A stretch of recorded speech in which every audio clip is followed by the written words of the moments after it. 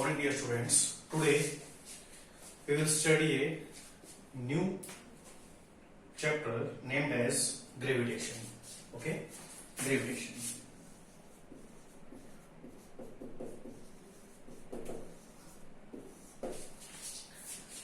Students, आज हम gravitation के बारे में पढ़ेंगे। सबसे पहले ग्रेविटेशन होता क्या है? डियर स्टूडेंट्स, हमें पता है कि किसी भी मोशन को करवाने के लिए किसी फोर्स की जरूरत होती है। Means a force is required for any motion. For example, अगर हमारे पास एक मार्कर है, अगर इस मार्कर को हम यहां से ड्रॉप करते हैं तो हमें पता है ये कहां जाएगा, ये इन डाउनवर्ड डायरेक्शन। मीन्स ये मोशन कर रहा है इन डाउनवर्ड डायरेक्शन। तो डियर स्टूडेंट्स, जब ये मोशन करेगा इन डाउनवर्ड डायरेक्शन तो कोई ना कोई फोर्स तो इस पे अप्लाई हो रहा होगा, तभी तो मोशन कर रहा है। इट मीन्स हमें पता है किसी भी मोशन के पीछे कोई ना कोई फोर्स रिक्वायर्ड होता है। ठीक है, तो ये जो मोशन कर रहा है इन डाउनवर्ड डायरेक्शन, इसके पीछे भी कोई ना कोई फोर्स होगा। Dear students, that force is gravitational force. Clear? अब बात ये आती है कि ग्रेविटेशनल फोर्स लगता किसके बीच में है?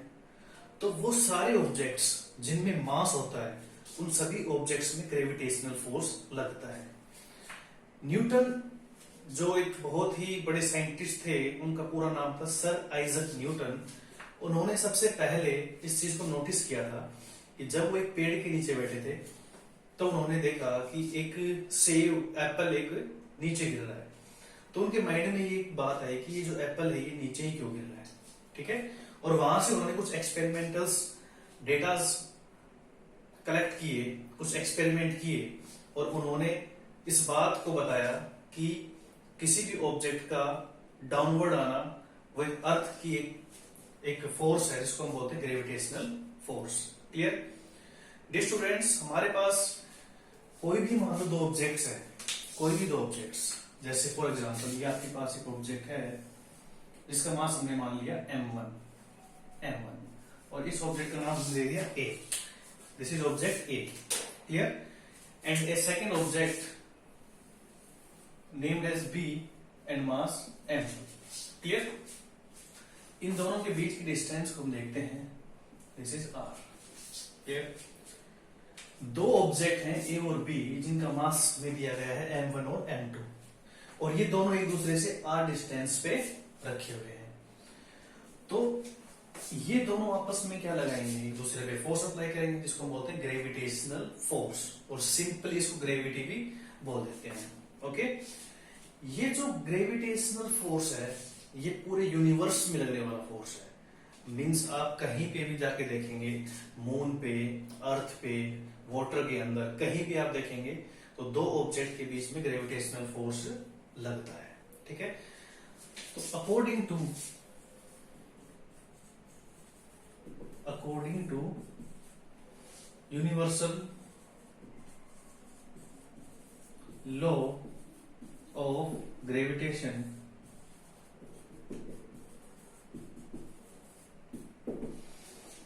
लॉ ऑफ ग्रेविटेशन क्या कहता है? लॉ ऑफ ग्रेविटेशन ये बताता है कि जो दो ऑब्जेक्ट है आपके पास, इनके बीच में जो लगने वाला फोर्स है, कौन सा फोर्स? Gravitational force. हमने बताया था जितने भी ऑब्जेक्ट्स हैं, जितनी भी बॉडीज हैं जिनके पास मास होता है, उन सभी में कौन सा फोर्स लगता है? Gravitational force. क्लियर? तो इन दो ऑब्जेक्ट्स के बीच में भी कौन सा फोर्स लगेगा? Gravitational force. तो वो जो फोर्स है वो डायरेक्टली प्रोपोर्शनल होता है इन दोनों के मासेस के प्रोडक्ट के।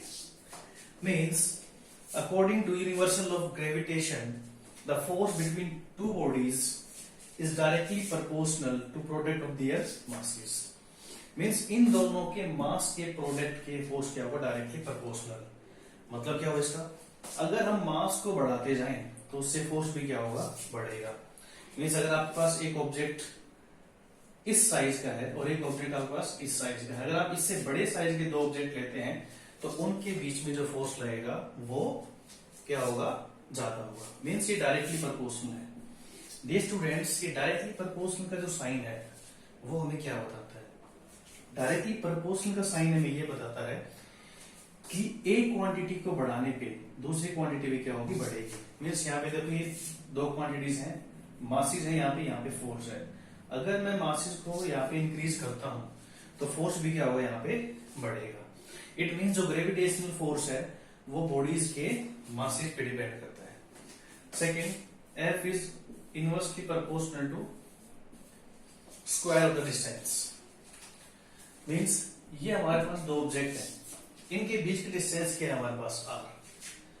तो अब जो फोर्स है वो इनवर्सली प्रोपोर्शनल। इनवर्सली प्रोपोर्शनल का मीनिंग क्या होता है, अगर हम r को इंक्रीज करें, r को कैसे इंक्रीज कर सकते हैं, अगर मान लो इन दोनों ऑब्जेक्ट्स को हम दूर दूर रखते हैं, ठीक है, तो उससे क्या होगा, उससे होगा ये कि जो फोर्स है वो डिक्रीज होगा, क्योंकि हमने r को क्या किया, बढ़ा दिया। मीन्स यहाँ पे अगर हम r को इंक्रीज करेंगे तो फोर्स क्या होगा, डिक्रीज। क्योंकि डियर स्टूडेंट्स आप लोग देख सकते हो कि force is inversely proportional to square of the distance. और इनवर्सली प्रोपोर्शनल का मीनिंग क्या होता है कि जब हम एक क्वांटिटी को बढ़ाते हैं तो दूसरी क्वांटिटी क्या होती है, कम होती है। तो in this equation you can see if we increase r then f will be decrease. Name this equation, equation number 1, equation number 2, okay, on combining these two equations, okay, combining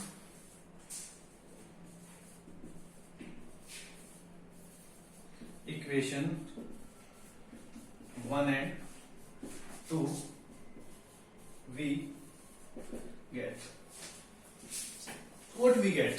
देखिए अभी क्या मिलेगा यहां से, this is left hand side, दोनों same ही तो है, तो है proportional m1 m2 by r square. इन दोनों को कंबाइन करने पे हमें एक नया फॉर्मूला मिला, ये इक्वेशन में मिल गई। डियर स्टूडेंट्स ये हमारे पास साइन किसका है, डायरेक्टली प्रोपोर्शनल का। हमने फर्स्ट चैप्टर सेकंड चैप्टर में देखा था न्यूटन सेकंड लॉ में, जब हमारे पास है प्रोपोर्शनल टू ma आया था। जब हमने प्रोपोर्शनल के साइन को हटाया था तो क्या आया था, वहां पे कांस्टेंट आया था। यहाँ पे भी कुछ ऐसा ही होगा, जब हम इस प्रोपोर्शनलिटी के साइन को हटाएंगे तो यहाँ पे क्या आएगा, constant, and that constant named as capital G, capital G, okay. Proportionality के साइन को हटाने में क्या है हमारे पास, कैपिटल G। इस कैपिटल G को बोलते हैं dear student gravitational constant, gravitational constant. Dear students ये कांस्टेंट वैल्यू है, ये एक कांस्टेंट वैल्यू है, और इस वैल्यू, इस ग्रेविटेशन कांस्टेंट की वैल्यू होती है 6.67 10⁻11 न्यूटन मीटर स्क्वायर पर केजी स्क्वायर। ये हमारे पास ग्रेविटेशन कांस्टेंट की फिक्स वैल्यू होती है, ठीक है, ये हमारे पास एक कांस्टेंट है, ओके। अब देखिए ये ग्रेविटेशनल कांस्टेंट जो है वो मीडियम पे डिपेंड नहीं करता। मीडियम मींस आपके पास कैसा मीडियम है, अगर इन दोनों ऑब्जेक्ट्स को अगर आप एयर में रख दो, आप वाटर में रख दो, आप इनको मून पे ले जाओ या किसी भी मीडियम में रखो, ग्रेविटेशनल कांस्टेंट पे कोई भी इफेक्ट नहीं होता। ग्रेविटेशनल कांस्टेंट की वैल्यू क्या रहती है, सेम रहती है। ग्रेविटेशनल कांस्टेंट की वैल्यू इनके मासेज पे भी डिपेंड नहीं करती। आप कितने बड़े मास ले लो, एक अर्थ ले लो, एक मून का मास ले लो, उनके बीच में अगर आप फोर्स निकालना चाहो तब भी जी की वैल्यू यही रहेगी। ना ये डिस्टेंस पे डिपेंड करता है, आप कितनी बड़ी डिस्टेंस ले सकते हो तब भी जी की वैल्यू क्या रहेगी, सेम रहेगी। तो डियर स्टूडेंट्स हम लोगों ने यहाँ पे क्या सीखा, ये सीखा कि ग्रेविटेशनल लॉ ऑफ ग्रेविटेशन जो है उसके अकॉर्डिंग जो फोर्स की वैल्यू है, देखो न्यूटन ने जो बताया था ग्रेविटेशन लॉ के बारे में, तो उन्होंने बताया कि ये दोनों एक दूसरे पे फोर्स अप्लाई करते हैं। कितना फोर्स अप्लाई करेंगे, ये वाला फोर्स अप्लाई करेंगे, दिस फोर्स, ये F is equal to G m1 m2 by r square, where capital G is the gravitational constant. It is a constant which have a value 6.67 into 10⁻⁻11 newton metre square पर kilogram square. Dear students ये जो value है ये हम find भी कर सकते हैं। कैसे फाइंड कर सकते हैं, आप इस फॉर्मूले से अपनी यूनिट निकाल सकते हैं। मैंने आपको बताया भी था, सिखाया भी था कैसे निकालते हैं यूनिट, तो ये आपका काम रहेगा यूनिट निकालना। आप यूनिट निकालना, ठीक है, और अपने होमवर्क में करके दिखाना कैसे आपने इसकी यूनिट निकाली, ठीक है। अगर फिर भी आपकी कंफ्यूजन रहती है तो I will solve it. Okay now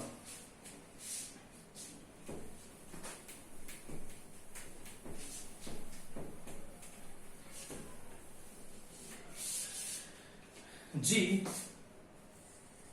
does not depend on first on the medium. कौन सा मीडियम? जहां पे ये दोनों ऑब्जेक्ट रखे जाएंगे. Second, on the masses of the body. Okay. Third, on the distance between the bodies. Clear? Means gravitation constant की value in पे डिपेंड नहीं करती, मीडियम पे डिपेंड नहीं करती, मासेस पे डिपेंड नहीं करती और डिस्टेंस पे डिपेंड नहीं करती. ठीक है, क्लियर? आप सभी को समझ में आया ये? ओके, आगे देखिए.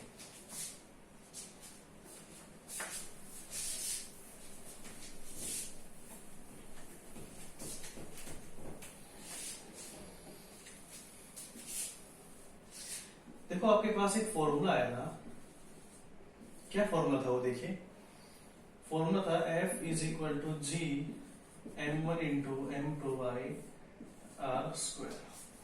क्लियर? अब यहां पे हम कुछ कंसिडर करके चलते हैं. If m1 is equal to m2 is equal to 1 kg and r is equal to 1 metre, then our formula become, अगर हम दोनों मासेस को 1 kg ले लें और डिस्टेंस को क्या ले लें 1 मीटर, तो ये फॉर्मूला क्या बनेगा आपके हिसाब से? That is 1 into 1 1, this is 1 by 1 1, so F is equal to G. F is equal to G means यहां पे हम ग्रेविटेशनल कांस्टेंट को डिफाइन कर सकते हैं. कैसे डिफाइन करेंगे? When masses of two objects is 1 kg and distance between the two masses is 1 meter, then force of gravitation is equal to gravitational constant. जब हमारे पास जो दो ऑब्जेक्ट थे, जो हमने दो ऑब्जेक्ट लिए थे, ये दोनों ऑब्जेक्ट जो हमारे पास थे, जो A और B थे, अगर हम इनको 1 kg और 1 kg ले लें और डिस्टेंस हम क्या ले लें 1 मीटर, तो डियर स्टूडेंट इनके बीच का फोर्स कितना हो जाएगा? इनका फोर्स G के इक्वल होगा, G के इक्वल होगा, और G की वैल्यू हमें पता ही है, तो इसका मतलब फोर्स कितना हो जाएगा? फोर्स यहाँ हो जाएगा 6.67 10⁻⁻11 न्यूटन. बिकॉज फोर्स यूनिट क्या होती है? न्यूटन ही होती है. तो फोर्स यूनिट क्या होती है? न्यूटन. मीन्स अगर दो ऑब्जेक्ट 1 kg के हैं और उनके बीच की डिस्टेंस 1 मीटर है, तो दोनों एक दूसरे पे कितना फोर्स लगाएंगे? 6.67 इंटू 10⁻⁻11 न्यूटन. आप एक चीज नोटिस कीजिए, यहाँ पे 10⁻⁻11 है, जो कि एक बहुत ही स्मॉल वैल्यू है. -11 आप इमेजिनेशन कर सकते हैं कि -11 एक कितनी स्मॉल वैल्यू होगी. इट मीन्स ये फोर्स कितना वीक फोर्स होगा. ठीक है, बहुत ही ज्यादा वीक फोर्स है. मीन्स दो ऑब्जेक्ट अगर हमारी लाइफ में हम देखें, जर्नल प्रैक्टिकल एप्लीकेशन, दो मास आपके पास 1 kg के, तो वो दोनों एक दूसरे को अट्रैक्ट थोड़ी ना करते हैं, क्योंकि आप देख सकते हो उनके बीच में इतना कम फोर्स लगता है. Means it is very extremely small force, बहुत ही कम फोर्स है. अगर डियर स्टूडेंट्स हम बात करें, एक ऑब्जेक्ट बहुत बड़ा हो और एक ऑब्जेक्ट स्मॉल हो, जैसे एक बॉल और एक अर्थ, अगर बॉल और अर्थ के बीच में अगर हम लोग फोर्स निकालेंगे, तब हमारे पास एक अलग वैल्यू आएगी, जो एक एक्सट्रीमली लार्ज वैल्यू होगी. क्योंकि जब हम बॉल को छोड़ते हैं तो बॉल क्या करती है? अर्थ की तरफ अट्रैक्ट होती है ना. तो इट मीन्स अगर हम मासेस को ज्यादा लें तो फोर्स क्या हो जाएगा? लार्ज. मीन्स हम देख भी सकते हैं, हमने फॉर्मूले में देखा था कि F proportional to m1 m2. Means अगर हम मासेस को बढ़ाएं तो फोर्स क्या होगा? बढ़ेगा. क्लियर? और हमने यहाँ पे कितना लिया मास? 1 kg. डिस्टेंस कितनी यहाँ पे? 1 मीटर. तो फोर्स कितना है? देखो 6.67 इंटू 10⁻⁻11 न्यूटन. बहुत ही कम फोर्स है. ओके. और अगर हम अर्थ और एक बॉल की बात करें तो उनके बीच में क्या है फोर्स, बहुत ही ज्यादा फोर्स है। क्लियर? तो हम पढ़ रहे हैं ग्रेविटेशनल फोर्स के बारे में, ठीक है। जैसे इन रेनिंग सीजन जब बरसात होती है तो जो वाटर ड्रॉपलेट्स हैं वो कहाँ आती है, नीचे तो आती है। क्यों? Due to gravitational force. Gravitational force, rivers water is flowing in downward direction, जो नदियों का पानी होता है वो डाउनवर्ड डायरेक्शन में मूव करता है due to gravitational force. Okay, Newton ने हमें बताया कि जो एप्पल है वो डाउनवर्ड डायरेक्शन में गिरता है due to gravitational force. Okay, तो ये सब ग्रेविटेशनल फोर्स के बारे में पढ़ रहे थे, और ग्रेविटेशनल फोर्स का हमने फॉर्मूला भी डिराइव किया है। ये हमारे पास इसका एक फॉर्मूला है। हमने ग्रेविटेशनल कांस्टेंट के बारे में बात की कि ग्रेविटेशनल कांस्टेंट की वैल्यू क्या होती है, उसकी यूनिट क्या होती है, और वो किस किस पे डिपेंड नहीं करता। Okay students, thank you.